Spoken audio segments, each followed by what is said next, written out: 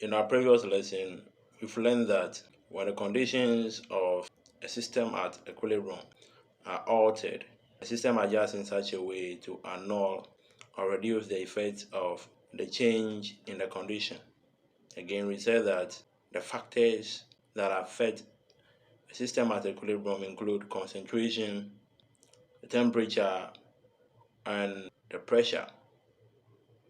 So we are going to take these factors one after the other. We see how a change in any of these experimental conditions could bring a change in the production of a desired product or the reduction in the production of an undesired product.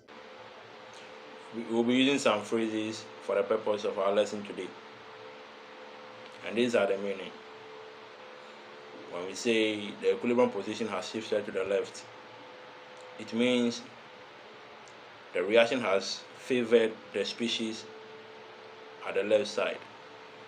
And when we say the equilibrium position has shifted to the right, it means the reaction has favored the species or the production of the species at the right side.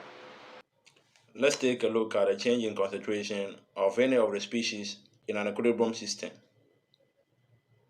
Let's take, for example, the equilibrium system that involves the production of ammonia gas by reacting nitrogen gas with hydrogen gas.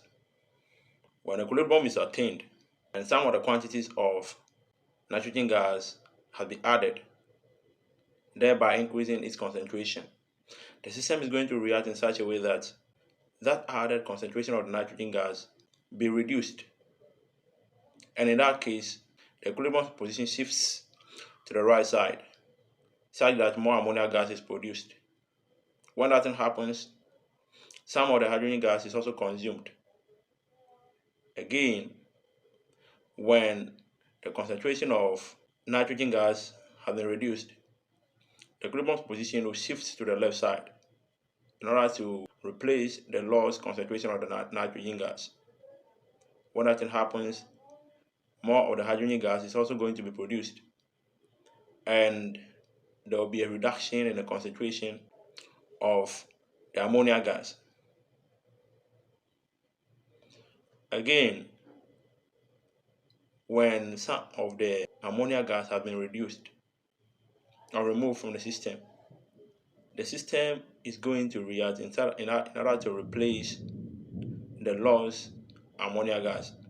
So what will happen is that the equilibrium position will shift to the right side in order to favor the production of ammonia gas. So when that happens, there will be a little reduction in the concentration of nitrogen gas and hydrogen gas. Now the forward reaction is exothermic and the backward reaction is endothermic. This means that in order to produce more ammonia gas, temperature must be reduced, and in order to decompose ammonia, temperature must be increased. So, when temperature is increased, ammonia will decompose. When it decomposes, it will produce more hydrogen gas and nitrogen gas. So in this case, we say the equilibrium position has shifted to the left side. Again, when temperature is lowered or reduced, more ammonia will be produced.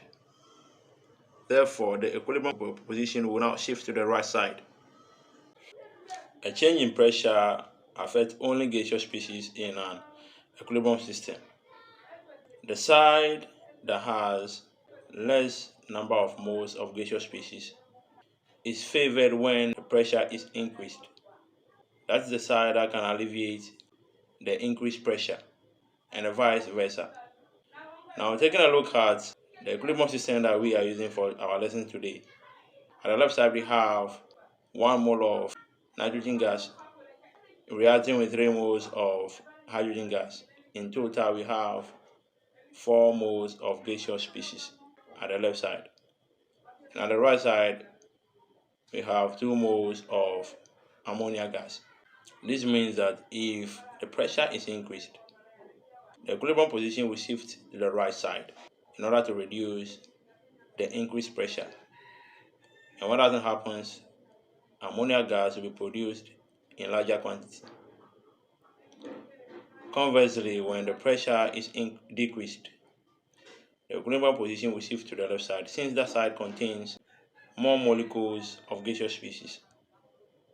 When that happens, both nitrogen gas and hydrogen gas will be produced in larger quantity, and ammonia gas will now be reduced in concentration.